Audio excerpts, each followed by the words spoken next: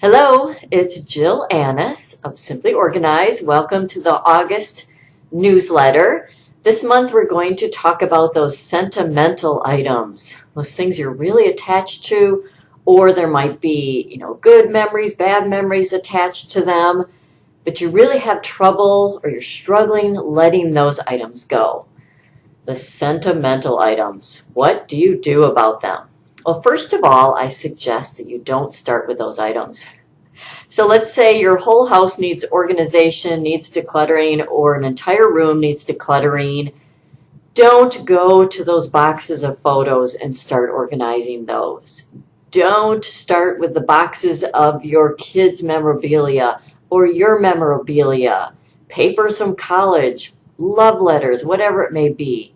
Start with the simple things that are easier to detach from, things that are easier to let go of. So maybe that's your sock drawer. Maybe you're in a certain room and it's a box of mail, bills that are really old. Start with the easy stuff, okay? And the reason that you want to do this is because as you organize, declutter, and let go of things, you're going to be building the muscle up here that's helping you make decisions. You're going to be building confidence in your ability to make decisions. You really are. Practice will make the decisions easier. So it might take weeks of practice. It might only take an hour or two of practice. It could take months of practice. But you're going to put off those hard things, those sentimental things until later. Okay? And then once you get into those more difficult things, you've practiced making decisions, you're ready to tackle those more difficult things.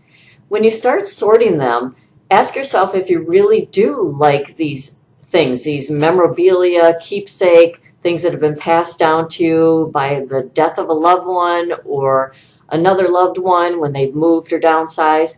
Are you keeping it because you like it, or are you keeping it because guilt is persuading you to keep it?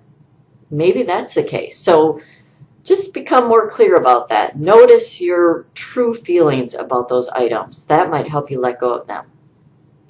Another thing that might help you let go is to take photos of these keepsakes, whatever it may be, and then keep the digital photo somewhere and let go of the item. That might work. You may even find that you never even need to look at the photo. You don't think twice about it. But just taking the photo helps you let it go. Make sure you're keeping the things that you really treasure. So if you keep it all, it can't all possibly be special. It's no longer special if you keep it all. So, pluck out the things that are really special and most meaningful to you. Again, don't let guilt persuade you. Ideally, the things you do end up keeping, display and use them. If they're not items that you can display and use, they might be papers, love letters, artwork your children have made, and it's too fragile to display, then set up one keepsake box per person. So you and someone else in your house, if you have a spouse or children in the house, they each have a keepsake box that's labeled with their name, and put your special items in there. The beauty of the box is that it provides a home for those items, and it provides a limit. That's a big thing. It provides a limit to the number of special things you can keep. So when that box is full, you might have to pull out some of the older stuff that you no longer find as memorable, as sentimental. You're no longer as attached to some of those items. Or you could start with a really, really big box. So whatever works for you. Okay, so those are my ideas for dealing with those sentimental items. First and foremost, don't start with them. You probably have plenty of other things that you can sort and tackle and practice making decisions on before you get to the photos and keepsakes. Hopefully this helped you out. If you have any questions, please email me. I would love to hear from you. And until next month, I will see you then. Thanks for joining me.